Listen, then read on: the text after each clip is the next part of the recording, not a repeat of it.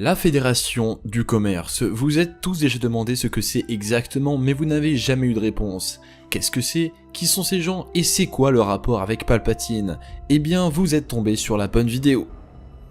Bonsoir à tous, ici c'est la TAT, j'espère que vous avez la force, et re-bienvenue pour une toute nouvelle vidéo. Aujourd'hui, je vais vous expliquer tout ce qu'il y a à savoir concernant la Fédération du Commerce dans l'univers de Star Wars canon. J'espère que vous êtes prêts, c'est parti! Nous ferons connaître des Jedi. Enfin, nous aurons notre revanche. Quelle bonne idée de venir vous joindre à nous. La fête est terminée. Tu étais l'élu, c'était toi. Allez Chico, on fait la gauche. Il faut bien que je vous sente ici. Je ne te décevrai pas. Non. N'essaie pas. Fais-le. Ou ne le fais pas. Et il n'y a pas de... C'est un piège. Dis à ta sœur que tu avais raison. Quelle bonne idée de venir vous joindre à nous.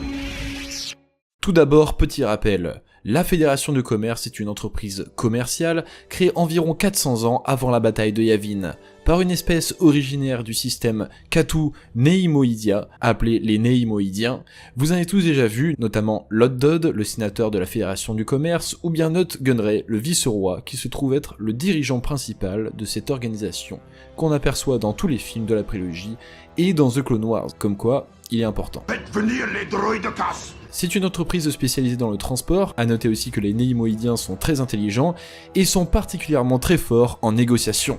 Pour faire plus simple, la plupart des personnes souhaitant lancer leur propre entreprise passent en général par la Fédération du Commerce. Bref, vous l'avez compris, cette organisation ne cesse de s'accroître et prend beaucoup d'ampleur, au point que la plupart des entreprises dépendent d'elle. La Fédération du Commerce devient alors l'une des entreprises commerciales les plus riches de toute la galaxie. Maintenant, qui dit gros gain, dit également gros risque. Par conséquent, il faut prendre des mesures de défense au cas où une situation conflictuelle voyait le jour. C'est alors que la Fédération du Commerce décide de se procurer sa propre armée de droïdes de combat, ainsi qu'une flotte de vaisseaux, le tout contrôlé depuis un vaisseau que vous reconnaissez tous sans aucun doute. Bien entendu, la nouvelle se répand, mais contrairement à ce que tout le monde pense, ça choque personne, ni le Sénat Galactique, ni le Conseil des Jedi. Et effectivement, si on y repense bien, c'est très fréquent dans cet univers d'avoir sa propre armée lorsqu'on a beaucoup de moyens.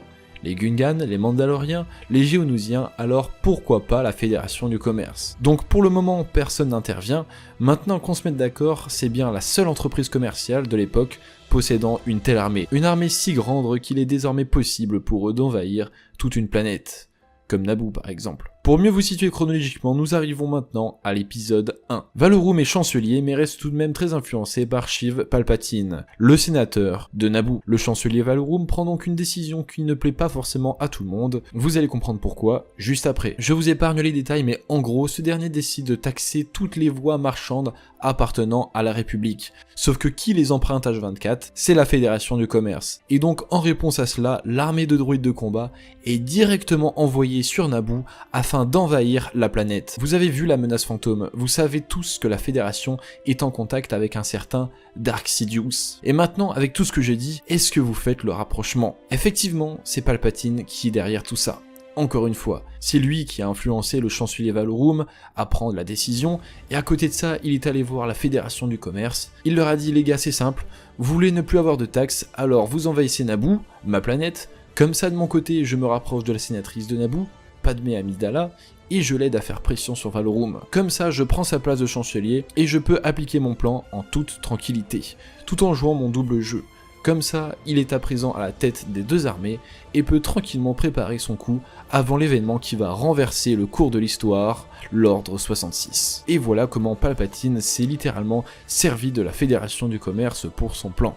Sans eux, il n'aurait certainement pas été proclamé chancelier suprême, ou alors il aurait sûrement trouvé un autre moyen. Et oui, j'insiste vraiment sur le terme, c'est servi de la Fédération du Commerce, puisque pour rappel, il en a en réalité strictement rien à faire de leur vie, parce qu'il ordonne à son nouvel apprenti de tuer tous les membres de la Fédération du Commerce dans Star Wars, la revanche des Sith. Et c'est donc à ce moment que la Fédération du Commerce se dissout.